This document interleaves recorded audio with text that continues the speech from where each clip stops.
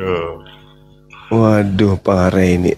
Orang itu tanya makan apa, aku bilang, bukan ikan kering goreng, makanan kesukaan. Allahu Akbar, Masya Allah.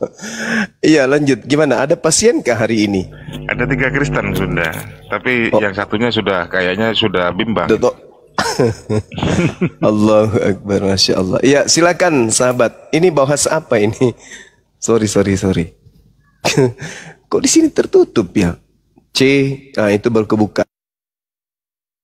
C, wah, faktor jaringan. Alhamdulillah. Iya, maga ki aga karibata, maga malah ki ga tu, maga masa bolok ki ga, kumpang ki ga, maga ki ga. Iya, maga ki wa malot tu ita anu teh timut teh. Maga ki kasi. Oh wa. Maga ki. Magi na gimpe ulutat tu. Katanya terdengar suaranya, kok enggak? Terdengar. Ada. Tapi bahasanya bahasa bahasa Ibrani kuno. bahasa suku. Iya. Iya, magaki Pak Yudas. Maloton itu timut teh ke sini, maga manre. Dia udah mau meluk Islam itu, tapi takut sama keluarganya, istrinya gitu. Oh, alhamdulillah, Masya Allah. Apa namanya, mau ngajak bareng-bareng gitu Pak. Jadi kalau saya sih udah siap lah. Tapi kalau ini istri ini belum nih, jadi saya ikut Komal ini buat ngasih tahu di sini loh gitu Pak. Di mana saja letak-letak kontradiksi itu di kitab itu Pak, buat saya kasih tahu ke istri itu Pak. Tapi menurut istrimu Yang mana yang paling basic yang Anda ingin meninggalkan Kristen? Ayo, data yang mana di Bible biar diterangin. Yang tadi saya sebutkan itu Pak, derajat Yesus itu kan lebih tinggi menurut Kristen itu derajat Yesus kan lebih tinggi, paling tinggi dibandingkan dengan Paulus. Dan Yesus itu tidak pernah bilang untuk membatalkan hukum Torah dia tidak akan meniadakan hukum Torah gitu. Tapi Paulus sendiri mengatakan di kitabnya itu dengan kematian Yesus di kayu salib itu sudah membatalkan. Sedangkan Paulus itu tidak pernah bertemu sama sekali dengan Yesus. Jadi perintah siapa itu? Itu loh Pak Pandi. Berguru deh sama Banyuma ini, silakan Banyuma. Nah di situ saya tidak pernah dapat jawaban yang benar-benar memuaskan untuk saya gitu dari pihak Kristen. Saya juga masuk Komal Kristen, coba-coba tanya soal itu, tidak ada jawaban yang memuaskan buat saya itu. Baik, saya jawab. Mau saya jawab? Tunggu dulu lah, Gurunda dulu kasih kesempatan. Oh iya, silakan Guru. Iya, silakan. Iya. Kalau yang saya tahu yang pertentangan yang paling menonjol itu dan paling membagongkan itu adalah Yesus ngaku manusia, Paulus mengaku Yesus bukan manusia. Itu pertentangan yang sangat luar biasa itu. Pak itu banyak sih sebenarnya, banyak banget ya Pak. Iya. Zuma. Yaitu yang paling terpikirkan oleh saya itu kenapa bisa Paulus yang tidak pernah bertemu dengan Yesus, tapi dia menulis kitab tuh, nggak ada perintah, gitu Pak. Sebenarnya kita ini mengikuti Paulus sebenarnya. Iya, emang Kristen itu pengikut Paulus. Kan Yesus itu tidak pernah mengatakan kalau dia Tuhan gitu. Di Bible mana aku tidak pernah melihat aku ini Tuhan gitu, nggak pernah. Cuma aku dan Bapak ini satu gitu. Tapi itu sudah dijelaskan sama Pak Ustadz Tahta soal itu. Iya, Masya Allah. Ya aku sudah mengerti lah. Makanya aku sudah mengerti maksud dari isi itu. Kalau Yesus yang disembah oleh teman Kristen itu beda dengan Yesus yang datang kepada Bani Israel. Ini beda. Yesus yang disembah Kristen itu adalah datang ke padang gurun menuju Damsik dan juga datang di Pulau Patmos. Itu berbeda dengan Yesus yang datang di Galilea mengajarkan Injil. Itu berbeda. Tapi saudara kita Kristen mencoba untuk menganggap itu adalah satu oknum, padahal itu adalah dua pribadi yang berbeda. Satu manusia, satu bukan manusia. Gitu. Itu saudara Yudas. Manusia yang datang kepada Bani Israel itu level tertingginya adalah rasul. Dialah rasul yang sesungguhnya. Sedangkan yang datang kepada Paulus itu yang mengaku Yesus itu bukan rasul, itu adalah dewa yang mengambil rupa manusia. Di dalam Kolose 2:9 dan juga di dalam Filipi 2 nomor 6 sampai nomor 8. Saudara Kristen kemudian mengimani itu, dan ketika kita sajikan isi Bible yang menjelaskan tentang Yesus dan ajarannya di tengah Bani Israel, mereka menganggap itu sisi kemanusiaannya, belum sisi keilahiannya. Padahal memang sisi kemanusiaan memang manusia dan memang oknum yang berbeda dengan Yesus yang datang kepada Paulus, yang dijumpai oleh Paulus. Itu adalah Yesus yang berbeda. Yesus manusia adalah rasul. Yesus yang bukan manusia adalah Kristus katanya. Ya, tetapi kita uji dulu apakah dia Dajjal atau dia ada. Kalau Yesus tidak mungkin. Kalau Yesus anak Maria yang datang kepada Paulus itu tak mungkin. Itu mustahil, dan itu Yesus sudah jelaskan berulang. Ketika nanti ada orang berkata ada Yesus di sini, ada Yesus di sana, jangan kamu percaya ya. Sebab Yesus palsu dan nabi palsu akan datang dan melakukan banyak mujizat sekiranya menyesatkan orang-orang pilihan juga. Jadi memang banyak Yesus palsu yang akan muncul menurut Yesus. Nah, Yesus palsu yang muncul itu salah satunya yang datang ke Ananias, yang datang kepada Paulus, yang datang kepada penulis Wahyu, kitab Wahyu, yang datang kepada penulis Matius, yang datang kepada penulis Yohanes. Itu adalah Yesus palsu itu. Yesus palsu. Tetapi karena mereka ini adalah penulis-penulis, maka mereka menuliskan sesuai apa yang mereka alami dan apa yang dipersaksikan oleh orang-orang yang ada pada zaman itu. Kristen datang nerima ya bulat-bulat.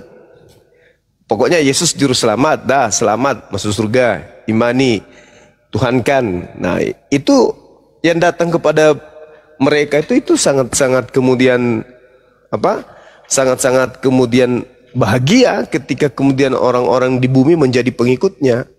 Sumpahnya di hadapan Tuhan ketika kisru dengan Adam itu terkabulkan, bahwa aku akan menyesatkan anak-anak Adam. Nah, dengan adanya dia menyamar menjadi Yesus, berhasil menyesatkan banyak manusia. Itu fakta, itu realnya.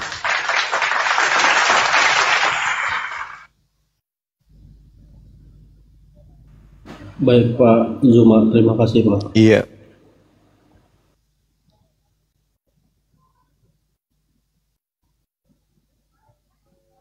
Silakan Menir, barangkali ada tanggapan Bang Tison. Ya, baik brother.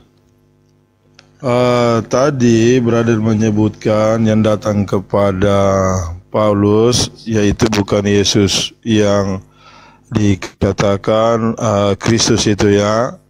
Tetapi di sini di dalam Alkitab kami sudah jelas ya, Yesus Kristus terang dunia.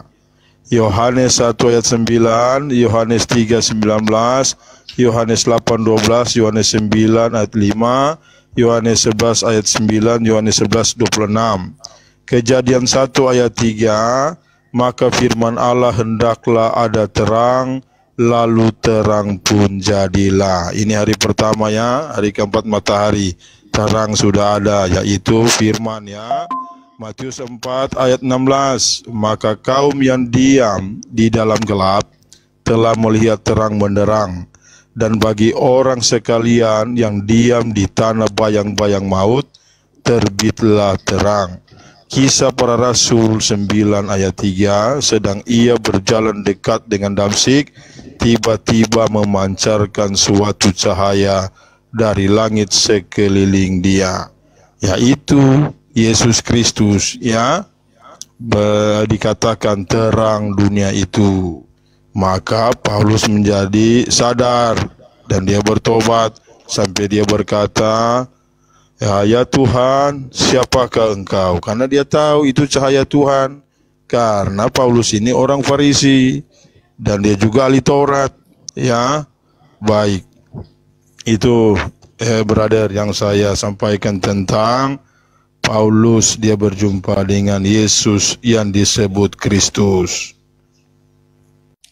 Ya gini saudara, kalau Anda berbicara mengenai Yesus terang dunia, ada hal yang harus saudara pahami. Terang yang dimaksud di sini adalah orang mendapatkan pencerahan, orang yang bisa mencerahkan, orang yang bisa mengantar orang menuju kepada sesuatu yang bisa dipertanggungjawabkan di dalam iman. Bukan hidup dalam gelap. Orang yang menyembah setan hidup dalam gelap. Orang yang hidup tanpa aturan, orang yang hidup dalam gelap. Sedangkan Yesus itu adalah terang. Memang betul, Yesus itu terang. Kenapa? Orang yang mengikuti Yesus pada zamannya sebagai nabi, itu sudah pasti hidupnya tidak dalam kegelapan. Oleh karena itu Yesus mengatakan apa? Akulah jalan, akulah kebenaran, akulah hidup. Maksudnya apa? Siapa yang mengikuti ajaran Yesus, dia hidup dalam terang. Tidak hidup dalam kegelapan. Sedangkan yang dimaksud Yesus terang dunia bukan seperti matahari, bukan seperti listrik, bukan. Bukan begitu maksudnya. Coba Anda lihat 2 Korintus 11:14. Hal itu tidak usah mengherankan, sebab setan pun menyamar sebagai malaikat terang. Gak bisa dijadikan itu sebagai sandaran. Yesus sebagai terang dunia, siapa yang percaya dirinya adalah rasul yang diutus kepada Bani Israel, maka orang itu hidup dalam terang. Mau dia Islam, mau dia Hindu, mau dia Kristen, mau dia Buddha, mau dia Yahudi, kalau dia mengimani Yesus adalah rasul yang diutus oleh pencipta langit dan bumi kepada Bani Israel, mengajarkan Bani Israel untuk menyembah kepada pencipta langit dan bumi, maka hidupnya pasti terang. Itu yang dimaksud Yesus itu terang dunia. Makanya kami umat Islam mendapatkan terang karena kami mengimani Nabi yang datang di tengah-tengah Bani Israel itu adalah Rasulullah, Rasul Tuhan pencipta langit dan bumi. Sedangkan kalau kita berbicara mengenai apa yang Anda imani, Anda mengatakan Yesus adalah terang karena yang datang kepada Paulus itu terang. Bukan begitu kaidahnya. Kaidah yang datang kemudian berdasarkan dengan kedatangan Yesus, Anda baca di dalam Matius 24 nomor 30. Itulah cara Yesus datang. Bukan dengan cara seperti yang dialami oleh Paulus. Coba Anda lihat, apa yang dikatakan oleh Yesus di dalam Matius 24 nomor 27. Sebab sama seperti kilat memancar dari sebelah timur dan melontarkan cahayanya sampai ke barat, demikian pula kelak kedatangan anak manusia. Anak manusia. Paulus datang sesuatu kepadanya, bukan anak manusia. Sudah terjawab itu. Jangan kau percaya ketika ada orang berkata ada Yesus di sini, ada Yesus di sana. Jangan kau percaya, atau jangan kau pergi ke sana, kata Yesus. Sebab sama seperti kilat memancar dari sebelah timur dan melontarkan cahayanya sampai ke barat, demikian pula kelak kedatangan anak manusia. Jadi kalau hanya melihat cahaya sendiri yang melihat atau sekelompoknya aja, jangan kau percaya, itu bukan aku. Karena kedatanganku yang kedua sama seperti matahari, terbit dari timur, terbenam di barat. Semua manusia di atas muka bumi itu memandang. Ada nggak orang di atas muka bumi ini yang tidak melihat matahari ketika pada pagi hari? Semuanya melihat. Begitulah kedatangan Yesus. Dan Yesus menerangkan, pada waktu itu akan nampak tanda aku ada di langit, dan semua manusia di bumi akan meratap dan manusia akan melihat aku anak manusia datang di atas awan-awan. Itu jelas itu. Itu tanda kedatangannya yang kedua. Jadi yang datang kepada Paulus itu bukan Yesus. Karena Yesus datang ke bumi ini cuma 2 kali. Pertama ketika datang lahir sampai dia terangkat ke langit. Kedua ketika ia turun kelak sampai dunia ini kiamat. Itu 2 kali saja.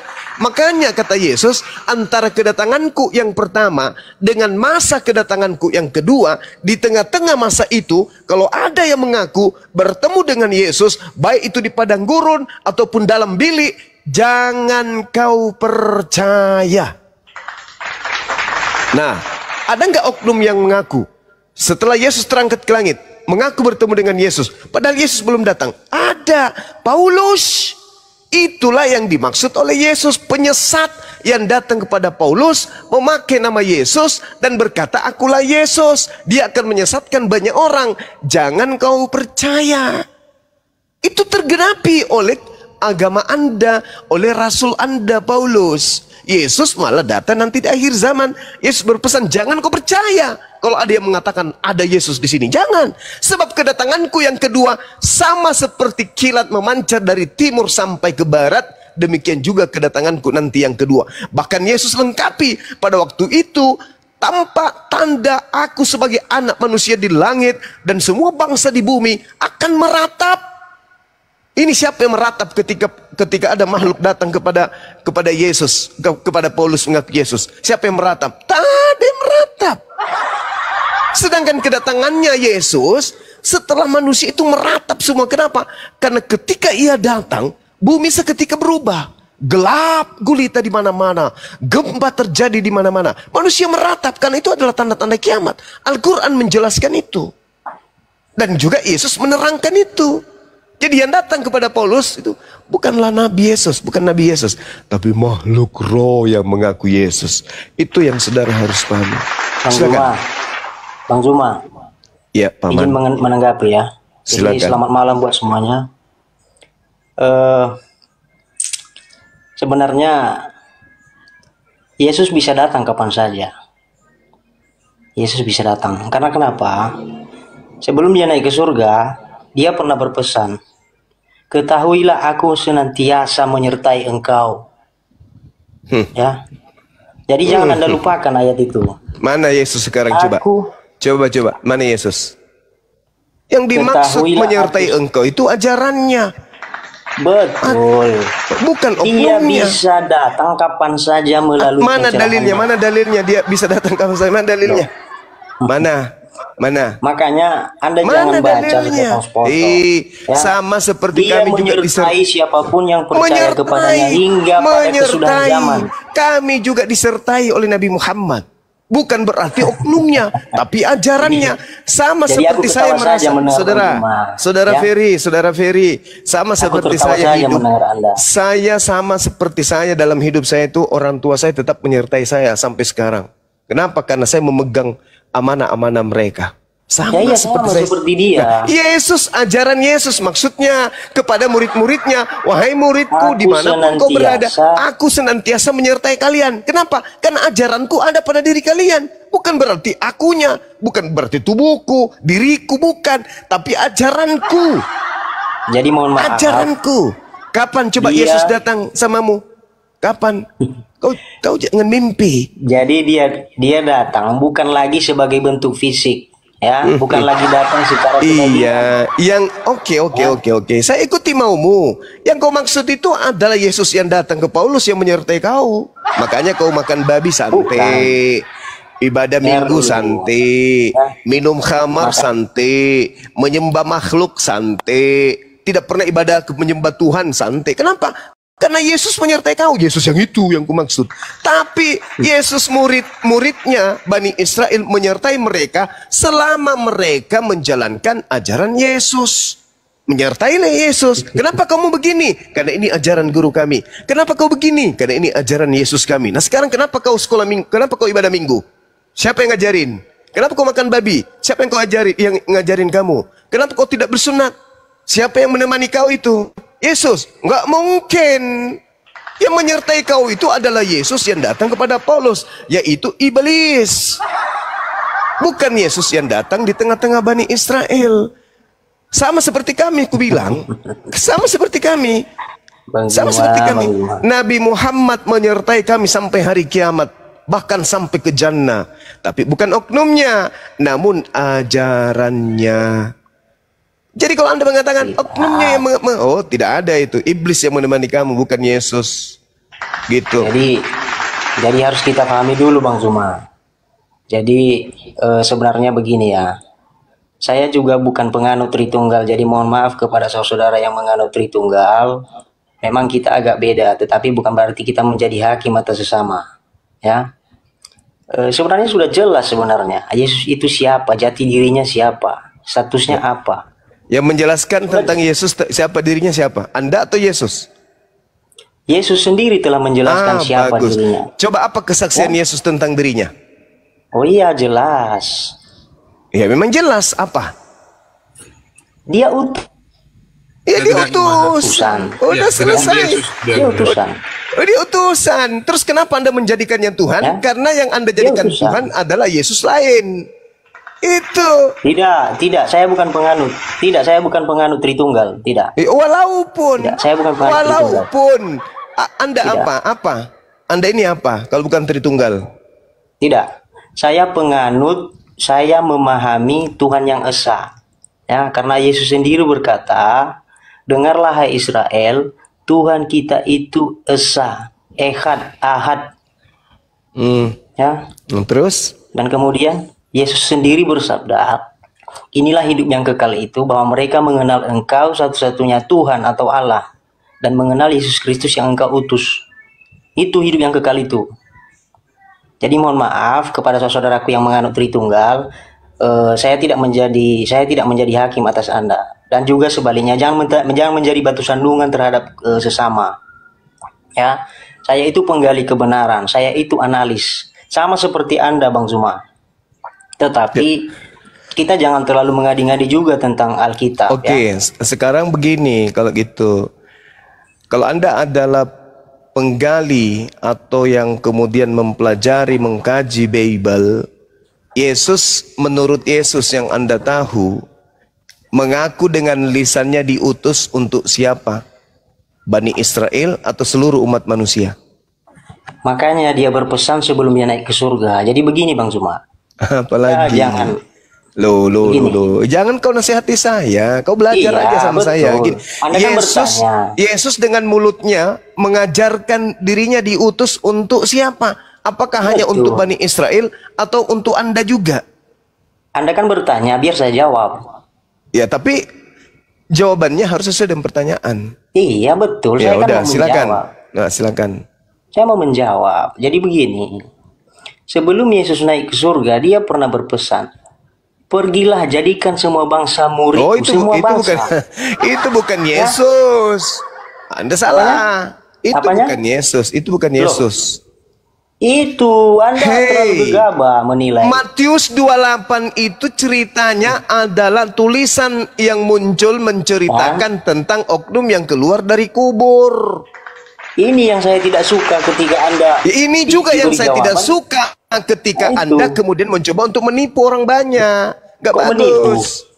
Makanya Yesus, Anda baca. Bung, saudara, ketika Yesus masih hidup, dengarkan, ketika Yesus masih hidup, belum ada tragedi penyaliban. Saya tidak suka mendengar orang yang ego. Ya sudah, kau turun. Gak suka saya mendengar orang yang ego. Ya sudah, kau turun. Saya hanya mau ngajar orang-orang yang masih berfungsi otaknya. Kau turun. Makanya kita tukar pikir. Ya, kalau tukang pikir, saya nggak mau ngambil pikiranmu, bodoh. Pikiran kucul kayak kau mau kuambil, ngapain kutukar dengan pikiranku? Bah, mending saya ngomong sama kambing. Disuruh tukar pikiranmu, pikiranmu error kayak gitu. Yesus berkata, segala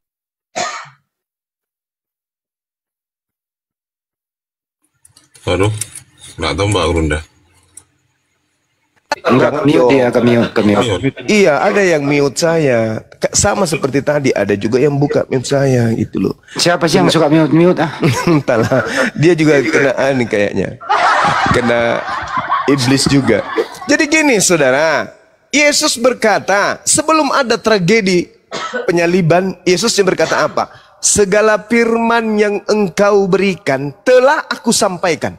Kalau Matius 28 itu adalah ucapan Yesus, berarti sebelum Yesus mengucapkan segala firman telah aku sampaikan, ucapan yang ada di dalam Matius 28 itu lebih dulu disampaikan oleh Yesus.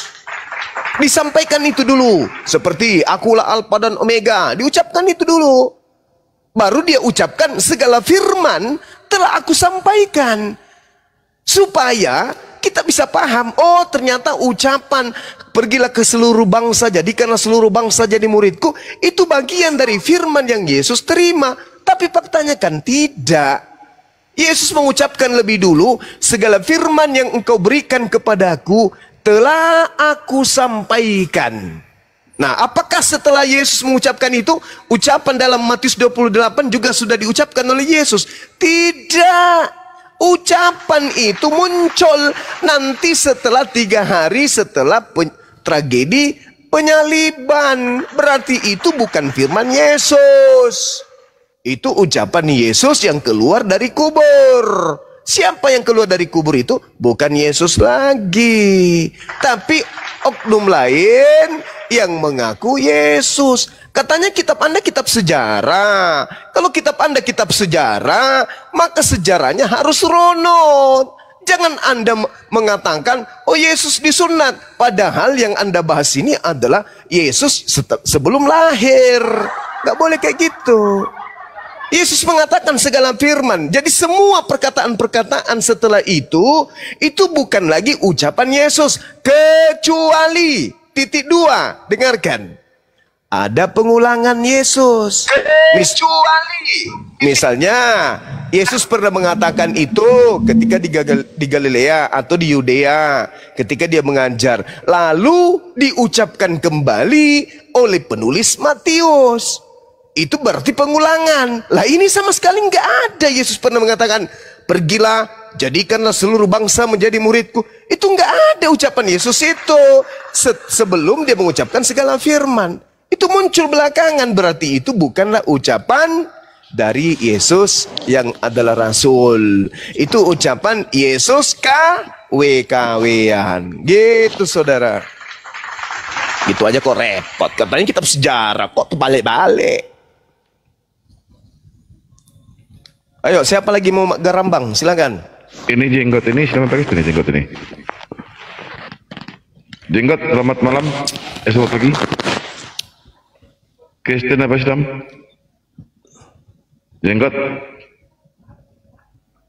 Jangan botol lah ya. Diskusi agama pakai otak. Namanya agama, jalan kendaraan kita menuju kehidupan berikutnya. Maka harus sesuai dengan kerangka akal, kerangka berpikir. Jangan kedepankan doktrin. Tidak bagus itu. Ini sudah 2025, masa masih bahlul? Ayolah kawan-kawan, pakai otak lah. Jangan ego. Bayangkan ya, bayangkan. Anda mati-matian melakukan satu prosesi keagamaan. Mati, Anda nggak ada pilihan. Masuk ke kubur, nggak ada pilihan. Oh, aku masih mau hidup. Kembali deh, aku ulang lagi. Nggak ada cerita. Kamu salah. Dalam hidupmu ini, masuk ke tanah sedetik dari itu, tidak bisa mundur. Kalau sekarang masih ada pilihan. Ini makan apa ya hari ini? Soto Banjar, sop saudara, coto Makassar, palu basah, pisang hijau. Masih bisa milih. Makan ini ini kok rasanya nggak bagus. Ganti. Mungkin itu masih bisa. Kenapa? Jasad dan ruh masih menyatu. Ketika ruh sudah berpisah, Pak, dengan jasad, ruh itu sudah jadi robot. Ruhnya akan menerima upah dari kehidupan di dunia. Salah kita memilih agama, ruh akan didikte sesuai dengan perbuatan kita. Gak ada lagi tempat penyesalan sudah dibawa kubur, itu gak ada lagi. Maka saatnya sekarang Anda menggunakan senjata terampuh dan yang paling termahal yang Tuhan beri kepada kita. Apa itu? Akal. Pakai itu, pakai. Jangan kedepankan kebencian. Katanya ajaran kasih. Kalau ajaran kasih sejatinya Loh, terima Islam itu dengan baik, pelajari baik-baik dengan acuan koridor akal. Terima Kristen itu dengan baik, pelajari baik-baik, terima dengan koridor akal. Terima Hindu, terima Buddha, koridor akal, dudukkan perkara masing-masing. Ini rasionalkah? Ini irrasional, ini rasional, ini irrasional. Dudukkan, itu baru kasih. Oh, ini ngotot, bahlul. Ngotot, bahlul, nggak ngerti apa-apa, cuman ngotot aja. Modal doktrin, mana kasihnya? Kasih itu menelaah, mendengarkan, setelah itu menanggapi, menjelaskan, memberikan kritikan, memberikan saran yang sifatnya membangun dan tolak ukurnya akal. Yesus mengatakan segala firman telah aku sampaikan. Jangan lagi terima perkataan-perkataan pengarang-pengarang, peneliti-peneliti yang Yesus tidak pernah ucapkan setelah sebelum dia terangkat ke langit. Jangan ditambah-tambahi. Begitu cara belajarnya, sama seperti kami umat Islam. Ketika Nabi Muhammad tidak pernah mengatakan, misalnya dari Abu Bakar radhiyallahu anhu berkata, aku bersama dengan Anas bin Malik berjalan di suatu malam. Kemudian kami menemukan orang Yahudi mandi di sepertiga subuh, dan Rasulullah memberikan pesan dengan berkata, qala Rasulullah sallallahu alaihi wasallam, wahai si fulan, jika engkau ingin mandi dan panjang umur, jangan lupa kau menggunakan sampo sangsil, tiada kemilau seindah sangsil. Hadis riwayat Bukhari Muslim. Ucapan itu ternyata tidak bisa dijadikan sebagai sandaran. Kenapa? Karena zaman Rasulullah belum ada sampo sangsil. Jangan lantas langsung diterima, mentang-mentang di situ Rasulullah SAW bersabda, oh pasti ini, pasti ini. Padahal itu tidak pernah diucapkan oleh Rasulullah. Sama seperti, pergilah ke seluruh bangsa, jadikanlah seluruh bangsa menjadi muridku. Periksa dulu, pernah nggak Yesus mengucapkan itu? Oh tidak, ternyata ucapan itu muncul setelah Yesus ada di langit. Berarti itu bukan ucapan Yesus. Meskipun yang mengatakan itu adalah kadal, naga, biawak, siapapun. Kalau mengatasnamakan Yesus tapi Yesus tidak pernah mengatakannya, jangan kau percaya. Meskipun itu enak di kuping. Jangan. Keselamatan hanyalah begini. Tapi Yesus tidak pernah mengatakan, lu mau apa? Kamu jahil, kamu zalim kalau kau percaya yang kayak gitu-gitu. Karena Yesus tidak pernah mengucapkan itu. Sama seperti menyembah Yesus. Sembahlah Yesus, kata pendeta. Sembahlah Yesus, karena tak ada keselamatan di luar Yesus. Emang Yesus pernah mengajarkan itu? Enggak pernah. Jangan kau percaya. Katanya beriman kepada Yesus, percaya kepada Yesus. Maka kalau percaya kepada Yesus, ajaran yang terlontar dari lisannya Yesuslah yang harus didengar, bukan dari penulis Bible. Jangankan penulis Bible, Maria yang melahirkan Yesus sekalipun, kalau Yesus tidak pernah mengatakan itu, jangan kau percaya. Apalagi pengarang-pengarang yang hidup jauh setelah Yesus. Gitu saudara, jadi pakai otak, pakai akal ini, akal. Ini yang barang termahal ini di kepala yang dikasih Tuhan. Membedakan kita dengan ayam, sapi, kambing adalah akal. Kalau Anda tidak gunakan akal dalam beragama, apa bedanya dengan bembe? Begitu.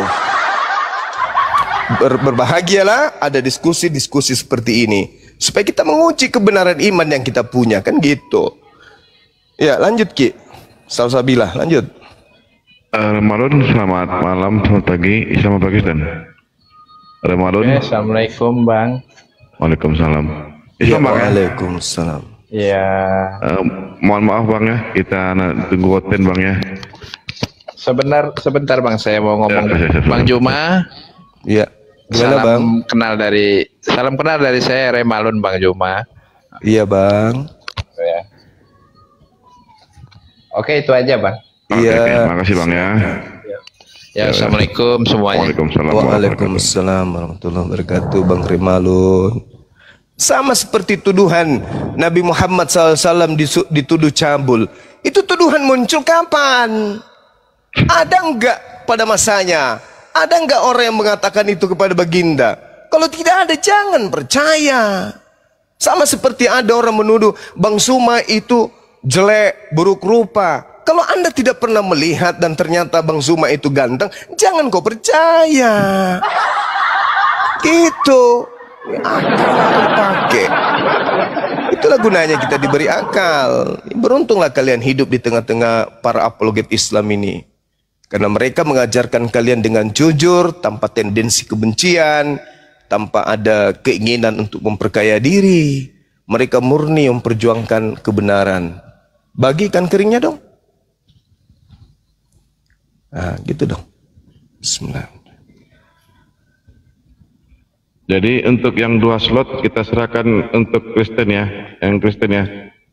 Yang 2 slot yang tertinggal kita khususkan untuk Kristen buat edukasi, buat ada diskusi. Jadi mohon untuk yang 2 slot, yang Islam jangan naik ya, jangan minta perintah naik. Oke, lanjut turun dah. Iya, makasih Bang. Ini pergilah ke seluruh bangsa, jadikanlah seluruh bangsa menjadi muridku. Kapan-kapannya Yesus mengajarkan itu? Gak ada Yesus mengajarkan itu, gak ada. Gak ada. Yesus yang maksudku, Yesus yang datang sebagai nabi, sebagai rasul untuk Bani Israel. Tapi kalau Yesus yang datang ke Paulus, ya itu ajaran Yesus memang. Percaya aku itu. Tapi beda dengan Yesus kami. Yesus kami itu alhamdulillah beliau orang suci yang tidak memperkatakan perkataan selain dari yang diperintahkan oleh Tuhan untuk ia katakan. Yohanes 12:49-50. Jadi tak mungkinlah Nabi kami Yesus mengatakan sesuatu yang lebay.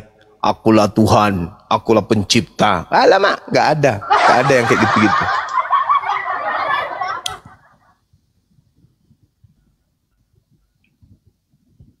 Silakan Bang Andi, silakan Bang Andi. Diberikan ini untuk si Bang Yudas, Bang Andi.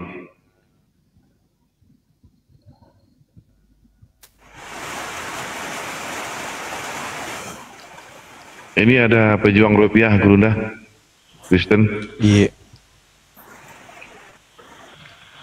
Silakan, selamat malam pejuang rupiah. Malam. Lanjut diskusinya sama guru kami.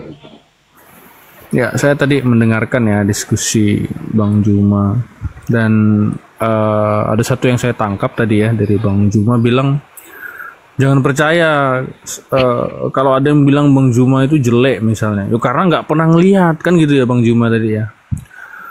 Maka dengan logikamu itu saya pun bisa berpikir bahwa ya, maka jangan percaya ya pada orang-orang ya yang tidak hidup sejaman dengan Yesus.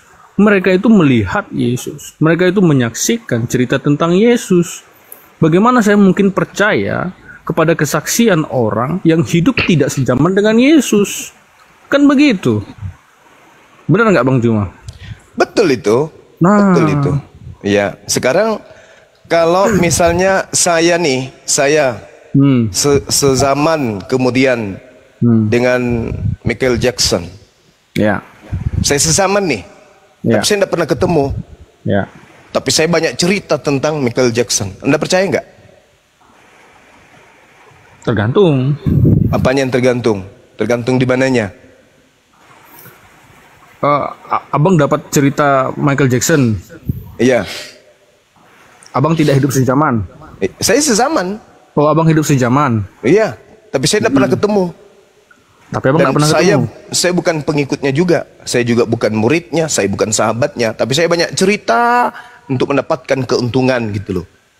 Supaya saya dilantik menjadi asistennya daripada Michael Jackson. Wah, saya buat-buat lah. Saya gini, saya Michael Jackson, saya melihat dia berkata begini dan seterusnya. Itu gimana? Kamu percaya nggak?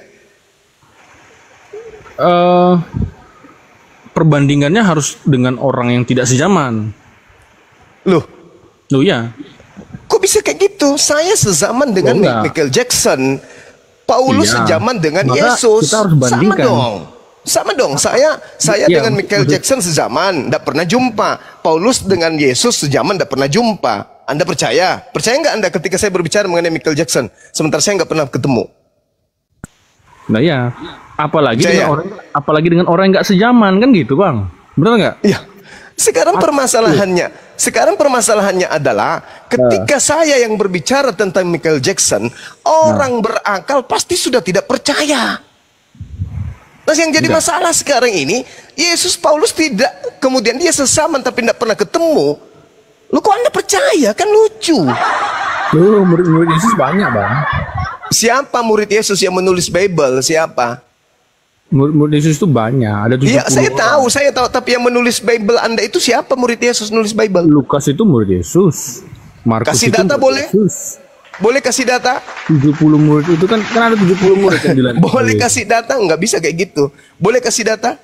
Saya nggak punya datanya. Oh, ya udah, berarti Nanti, itu cuma klaim aja. Iya, kapan-kapan Bahaya, saya Bang.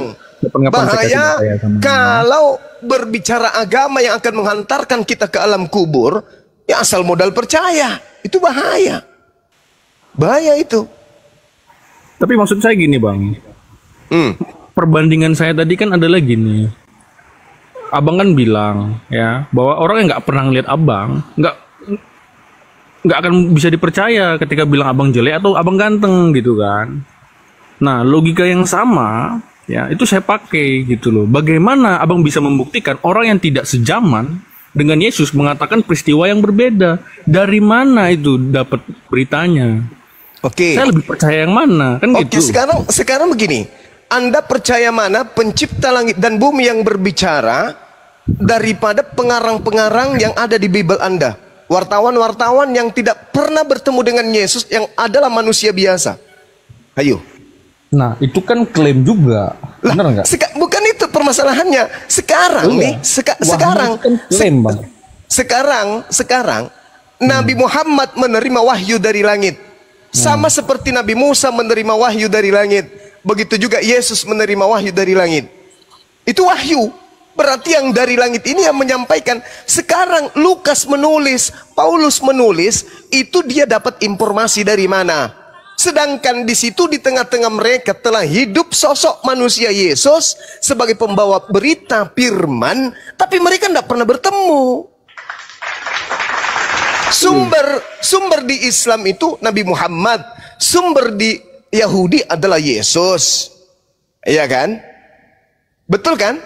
Bukan Lukas, bukan Markus, bukan Paulus yang menjadi sumber firman. Yesus dan Nabi Muhammad. Nabi Muhammad menerima firman, disampaikan kepada sahabatnya. Sahabatnya menghafalkan, sahabatnya menuliskan. Yesus menerima firman. Mana sahabatnya yang menghafalkan? Mana sahabatnya yang menulis? Ada? Tak ada. Beda kelas kita. Gini Bang. Gini ya. Apa lagi? Saya pun bisa punya klaim. Misal contoh ya, saya punya klaim nih, saya dapat wahyu tentang cerita Pangeran Diponegoro gitu ya. Oh, Anda enggak mengerti, Pak. Anda enggak mengerti. Saya tanya dulu. Saya tanya dulu kepada saudara. Yang benar saya tanya dulu sama saudara. Jangan melebarkan masalah. Jangan melebarkan masalah. Kita kerucutkan masalah. Kita kerucutkan saudara. Yang menerima firman dari langit itu Yesus atau Paulus? Kalau cuma mau pamer mempermalukan diri Anda ya bukan tempatnya di sini. Bukan di sini tempatnya. Pertanyaan saya, yang menerima wahyu Yesus atau Paulus? Yang menerima wahyu apa? Oh, Anda nggak tahu, nggak layak, mending Anda turun. Ya udah turunin aja. Ya udah turun, kau ke gereja layak seperti biasa. Colok pantat pendeta, jilat biar kau waras. Jadi yang menerima firman itu Yesus. Yang menerima pantatnya Muhammad. Yang menerima firman di Islam itu adalah Nabi kami, Nabi Muhammad. Yang menerima firman di tengah-tengah Bani Israel itu Yesus. Kita adu orang-orang di sekeliling Nabi Muhammad, kita adu orang-orang di sekeliling Yesus. Nabi Muhammad menerima firman. Firmannya disampaikan kepada muridnya. Muridnya kemudian menghafalkan dan menuliskan. Selesai perkara. Lepas daripada itu, apakah itu firmannya bukan dari Tuhan menurut tuduhan kalian? Sekalipun dari manapun, yang pasti Nabi Muhammad yang menerima. Mau kemana Anda?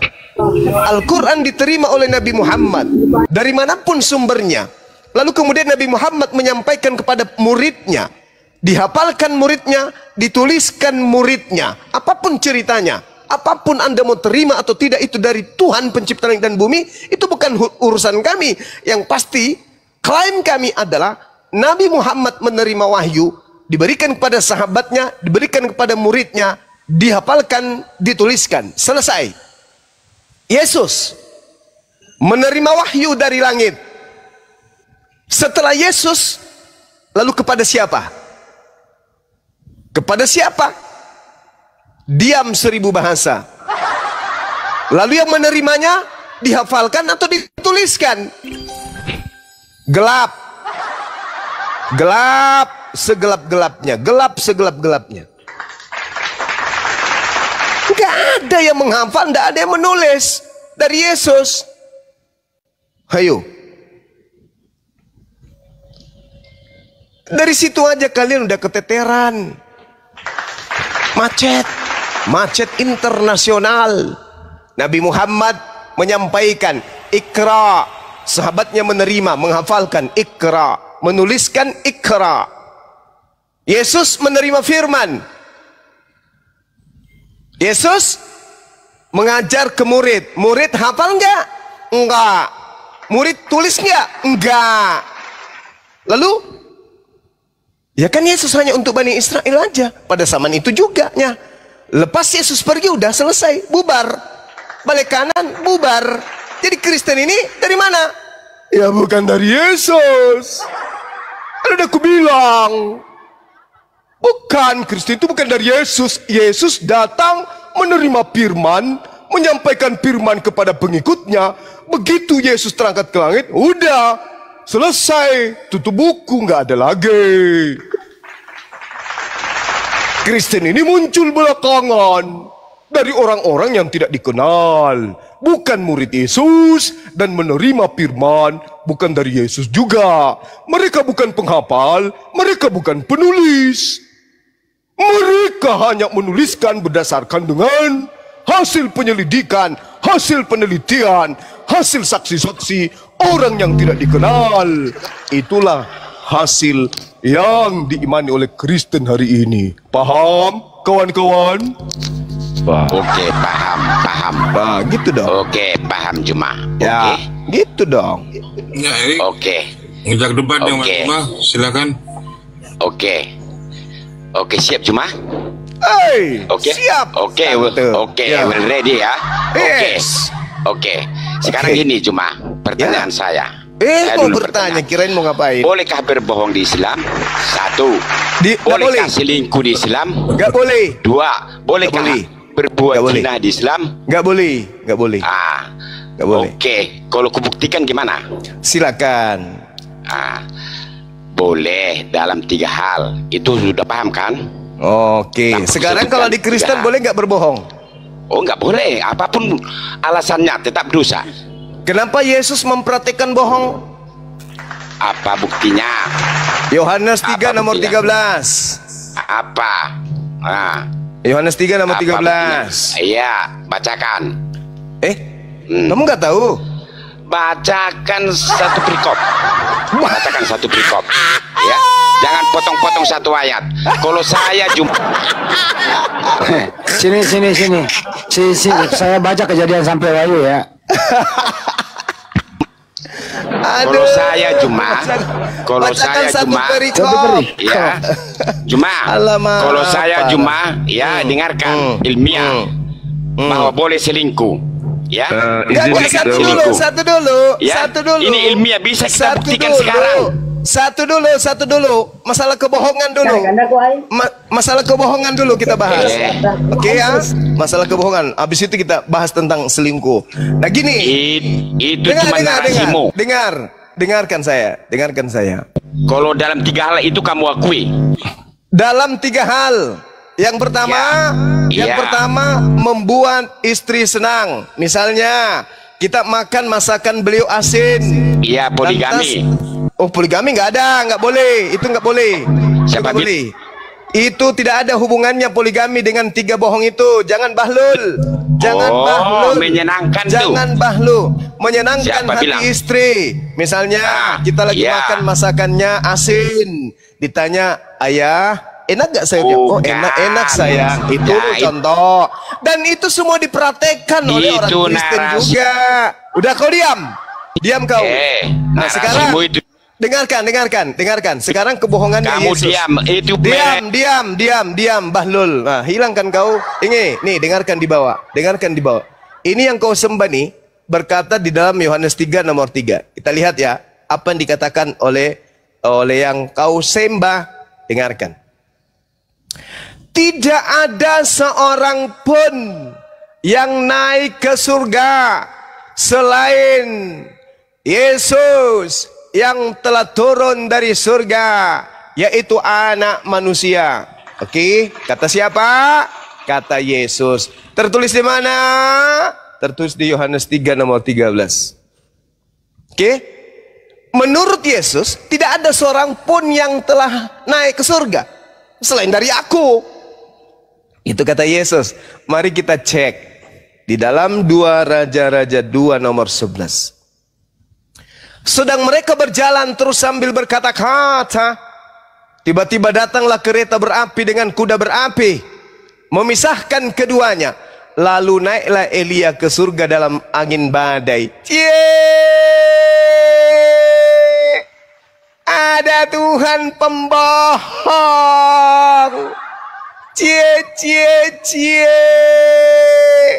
Tuhannya pendusta.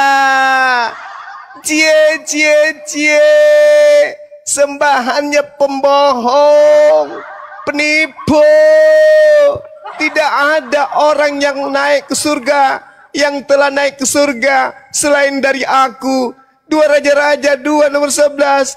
Elia lebih dulu naik ke surga, Cahayu. Gepeng, lupa deh percaya. Orang yang kayak gini dipercaya. Aduh, Tuhan pun pembohong, gimana umatnya? Tuhannya saja pembohong, apalagi umatnya. Kok umat, apalagi hambanya. Saya ulang ya teman-teman yang dibawa, yang pemula yang ingin ikut seperti Bang Suma suka gundulin orang-orang Kristen kepalanya ya, tak berotak. Yohanes 3 nomor 13. Tidak ada seorang pun yang telah naik ke surga selain aku, Yesus.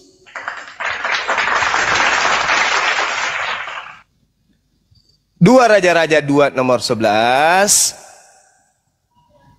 Elia lebih dulu naik ke surga. Bang Suma kau salah, Bang Suma. Salahnya di mana, Bang? Yang Yohanes 3 nomor 13 itu bukan ucapan Yesus. Lalu ucapan siapa? Itu ucapan Yohanes. Yohanes terima dari mana? Iya juga ya.